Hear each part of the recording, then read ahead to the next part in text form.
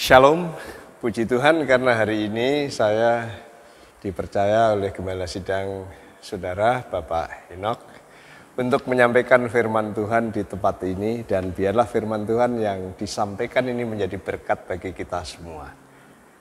Nah, hari ini saya akan menyampaikan firman Tuhan yang saya beri judul kesaksian yang indah.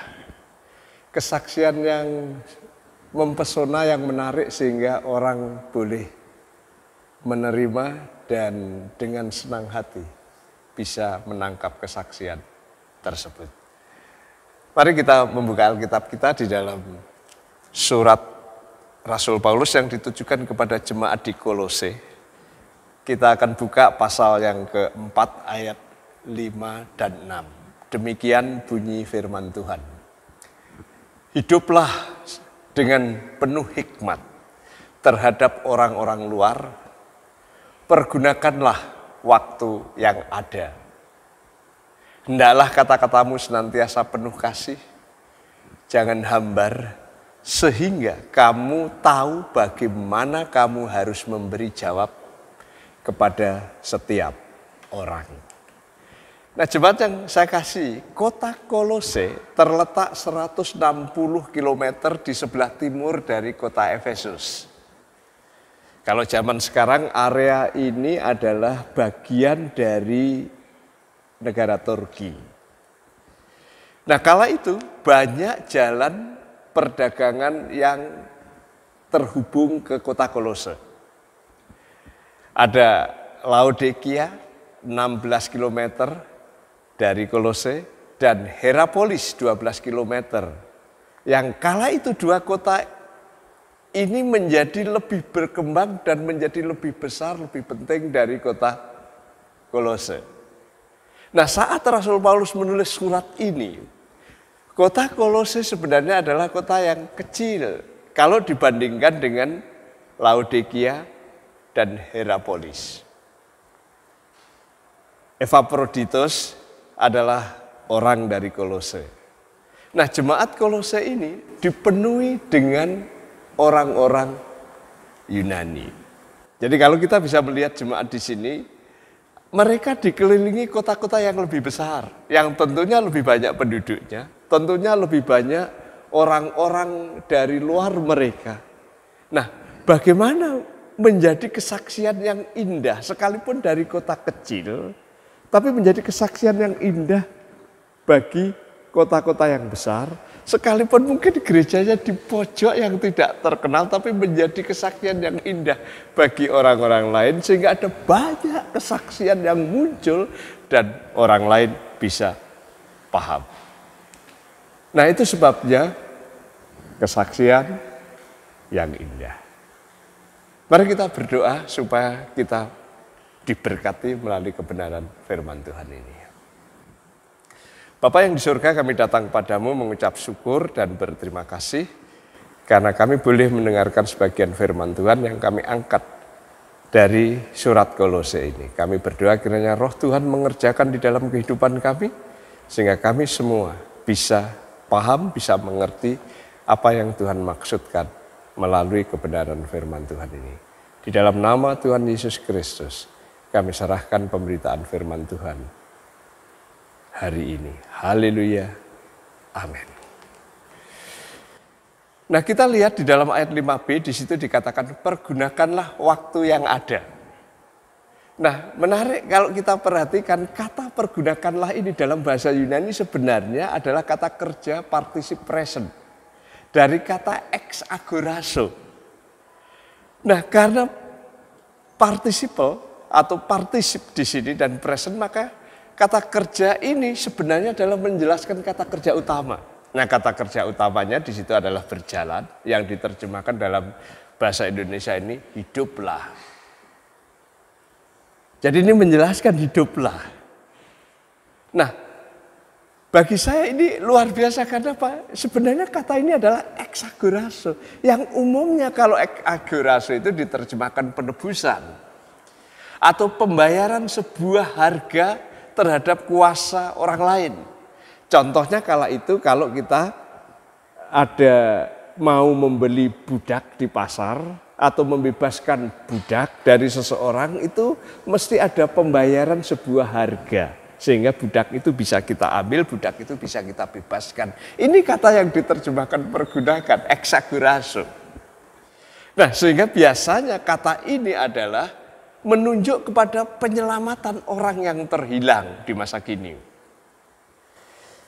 Lalu saudara pasti bertanya, kalau demikian apa kaitannya dengan waktu di dalam ayat ini? Sehingga diterjemahkan pergunakanlah, bukan tebuslah, bukan selamatkanlah. Nah, kata yang diterjemahkan waktu juga menarik. Ini adalah kairos. Kairos itu apa? Kairos itu waktu yang terukur. Entah itu waktunya panjang, entah itu pendek, tapi terukur. Seringkali diterjemahkan kesempatan, seringkali diterjemahkan waktu terbaik. Ini sebuah periode waktu yang terbatas, yang tertentu. Pendek atau panjang, tapi ini waktu yang terbatas, yang tertentu. Nah, kalau kita memperhatikan kisah-kisah di Yunani kuno waktu itu, seringkali kata ini ya atau kairos ini seringkali dilukiskan sebagai jin yang botak kepalanya, tapi ada kuncungnya, kucirnya di depan. Nah, jin ini terbang, kemudian mendekati kita. Nah, ketika mendekati kita, kita harus memegang kucirnya yang di depan itu. Ketika kita tidak bisa mengambil kucirnya yang ke depan, ketika dia sudah lewat, maka kita tidak bisa ambil lagi karena yang ada adalah botak sehingga tidak bisa. Nah, seringkali digambarkan itu artinya apa? Ini sebuah waktu tertentu, sebuah kesempatan tertentu, sebuah waktu yang baik tetapi sifatnya tertentu. Kalau kita tidak bisa menangkap secara tepat, kalau kita tidak bisa mengambil secara tepat, kita akan kehilangan kesempatan itu.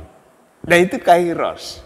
Nah, dalam konteks inilah Rasul Paulus berkata, pergunakanlah waktu itu. Artinya apa? Kita harus menggunakan kesempatan kairos yang lewat. Kita harus menggunakan kesempatan waktu yang lewat. Waktu yang tertentu yang lewat. Kairos Tuhan yang lewat. Sebab kalau kita tidak menggunakan secara baik, kita akan kehilangan kesempatan itu. Dan menjadi sia-sia. Itu sebabnya kalau diterjemahkan selamatkanlah kairos itu. Selamatkanlah waktu itu, artinya supaya tidak sia-sia. Gunakanlah, pakailah kairos itu. Kesempatan yang baik itu, kesempatan yang tertentu, kesempatan yang terbatas itu. Bagaimana itu digunakan sehingga mendapatkan hasil manfaat yang bernilai, yang memuaskan. Itu maksud Tuhan di sini. Jemaat yang saya kasihi, sekarang kita semua menghadapi virus corona. Sehingga kita mesti stay at home. Lalu apa yang kita bisa manfaatkan ketika stay at home? Apa yang kita bisa manfaatkan dalam waktu ini? Kairos, waktu tertentu. Kita tidak tahu waktunya, tapi itu pasti tertentu. Apa yang kita bisa gunakan kalau kita tidak melakukan apa-apa? Kalau kita tidak menggunakan apa-apa? Kalau kita tidak bisa memanfaatkan apa-apa? Maka kairos Tuhan berjalan lewat dan kita sia-sia tidak mendapatkan apa-apa. Ini pesan Tuhan bagi saudara dan saya supaya kita bisa menjadi kesaksian yang indah. Kita bisa menggunakan kesempatan ini. Yang mungkin orang berpikir ini kesempatan yang sulit. Ini kesempatan yang tidak bisa berbuat apa-apa. Ini kesempatan yang tidak dapat menghasilkan apa-apa. Just stay at home. Tidak bisa melakukan apa-apa. Tapi saudara bisa menjadi kesaksian yang indah ketika saudara bisa mengubah, menggunakan kairos Tuhan itu dengan baik. Kadang-kadang ketika kita bisa menggunakan waktu, kesempatan tertentu bisa menjadi lebih baik dan menjadi berkat. Saya terpesona dengan cerita seorang guru yang harus dengan Zoom, dengan online dan lain sebagainya, sehingga seperti waktunya lebih banyak nganggur. Karena hanya dengan online sebentar sudah itu selesai. Kemudian dia berpikir bagaimana kita bisa menggunakan. Kemudian di sore hari dia coba buat nasi goreng. Kemudian dirasa enak, kemudian tetangga-tetangganya tertarik. Kemudian dia masukkan ke online, masukkan ke medsos. Saudara tahu, akhirnya banyak orang yang pesan, banyak orang yang pesan, banyak orang yang pesan. Ini menggunakan waktu yang terbatas dengan baik. Nah, saudara tahu, gereja orang Kristen pada kesempatan ini perlu kita mengelola dengan baik bagaimana waktu kairos Tuhan yang terbatas ini supaya tidak hilang percuma dan kita bisa menghasilkan bahkan yang lebih hebat sekalipun di masa menghadapi virus corona.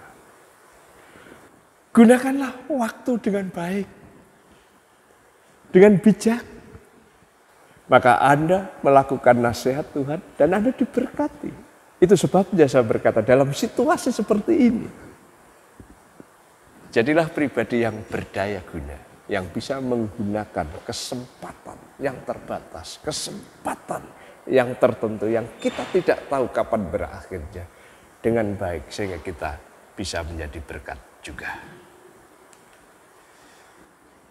Yang berikut di dalam ayat 5a dikatakan, hiduplah dengan penuh hikmat.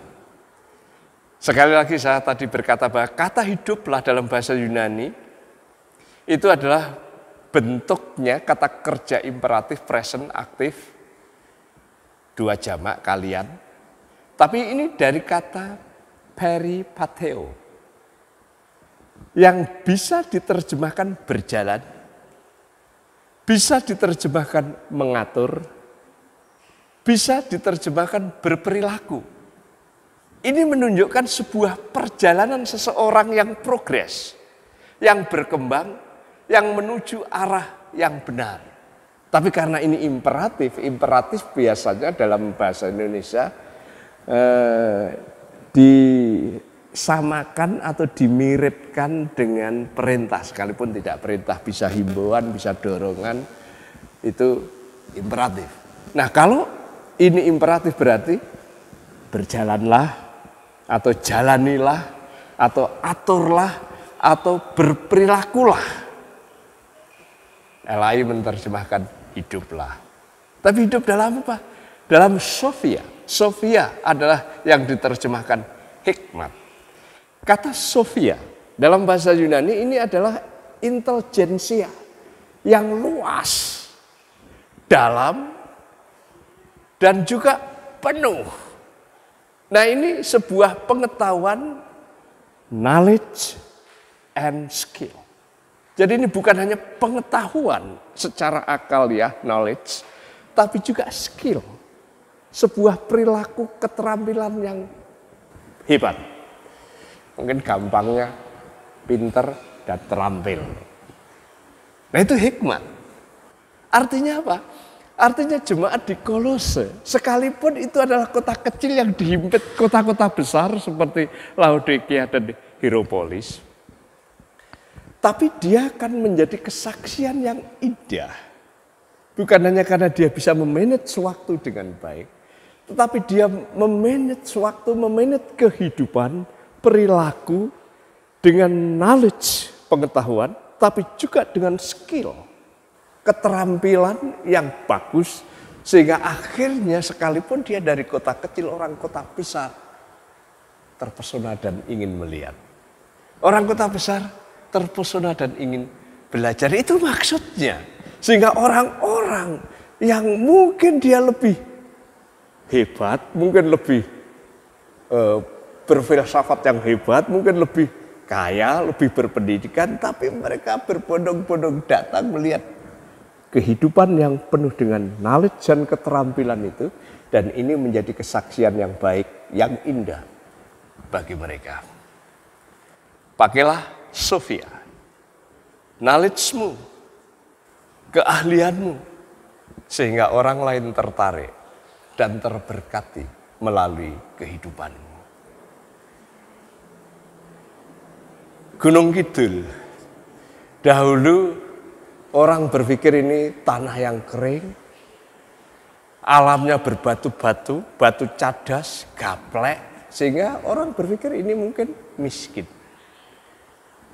Tapi saudara tahu, karena kepiawaian orang Gunung Kidul di dalam mengelola alam yang berbatu, alam yang berbukit-bukit, alam yang keras, alam yang batu cadas banyak di sana, dikelola dengan kepandaian, dengan keterampilan yang luar biasa. Sekarang Gunung Kidul itu adalah tempat di mana banyak wisata alam dengan makanan-makanan yang khas desa, tapi karena dimanage sedemikian rupa dengan keterampilan yang luar biasa, menarik minat banyak wisatawan baik lokal maupun mancanegara berjubel ke Gunung Kidul, sehingga mereka terkenal dan mereka diberkati luar biasa. Oleh sebab itu, kalau kita memperhatikan di sini, Rasul Paulus menginginkan aturlah hidupmu dengan Sofia, dengan knowledge and skill. Maka akan banyak orang yang diberkati melalui kehidupan kita, sehingga kita memberkati banyak orang. Inilah kesaksian yang indah, yaitu hidup di dalam hikmat Tuhan. Jemaat yang dikasihi Tuhan, ayat yang ke-6a ini menarik, karena firman Tuhan berkata, hendaklah kata-katamu senantiasa penuh kasih, jangan hambar. Kata-katamu selalu penuh kasih, haris di sini bisa penuh cinta, penuh kebaikan, penuh grace. Dan kata yang menarik adalah yang diterjemahkan jangan hambar. Dalam King James Version ditulis seasoned with salt. Yang mungkin kita bisa maknai sebagai dibumbui dengan garam. Nah, dalam konteks bumbu, garam di sini ditambahkan kepada masakan supaya terasa enak, terasa nikmat, dan terasa sedap. Sebaliknya, kalau kurang garam, masakan itu menjadi hambar, kurang sedap dan tidak enak. Hambar. Itu sebabnya lain terjemahkan jangan hambar. Tetapi dalam ibadah para imam ketika mempersembahkan korban bakaran di bait Allah, para imam juga sering menaburi garam di korban bakaran itu. Sehingga apa? Aromanya itu begitu khas. Wangi, sedap, memenuhi ruangan itu. Dan aroma itu membubung tinggi naik ke hadirat Tuhan. Nah, ini luar biasa. Karena Paulus berkata, kata-katamu, kalau kamu berbicara, kalau kamu ngomong, harus penuh cinta, penuh kasih karunia. Tidak hambar, apalagi nyelekit, tidak enak didengar, melukai hati, tetapi kata-kata yang nikmat, enak, harum, wangi, dan sedap. Bukan hanya untuk sekitar kita yang senang, tapi Tuhan pun berkenan seperti korban bakaran yang ditaburi dengan garam itu menjadi wewangian yang sedap yang disukai Tuhan. Nah, ini yang dikatakan oleh Rasul Paulus, kata-katamu hendaklah penuh kasih, jangan hambar. Harus ada garamnya sehingga sedap, harus ditaburi garam sehingga nikmat, harus ditaburi garam sehingga harum. Itu yang dimaksudkan oleh Rasul Paulus di sini. Coba kita periksa diri kita masing-masing. Bagaimana kalau kita keseharian itu berkata-kata? Khususnya ketika sedang emosi, Atau ketika ada pressure sehingga kita seperti ada sesuatu yang menekan kehidupan kita, apakah kata-kata kita masih terkendali? Masih muncul cinta, masih muncul keharuman, wewangian, kesedapan untuk bisa didengar banyak orang di sekitar kita, sehingga kita seperti senang mendengarnya. Atau sebaliknya ketika kita emosi, ketika kita marah, ketika sudah stres, kata-kata yang keluar adalah semua jenis binatang sak kebun binatang metu kabeh. Bagaimana kalau kita rapat atau mengkritisi seseorang yang mungkin memimpin rapat atau sebagai mengkritisi orang-orang di dalam pembicaraan di sekitar kita?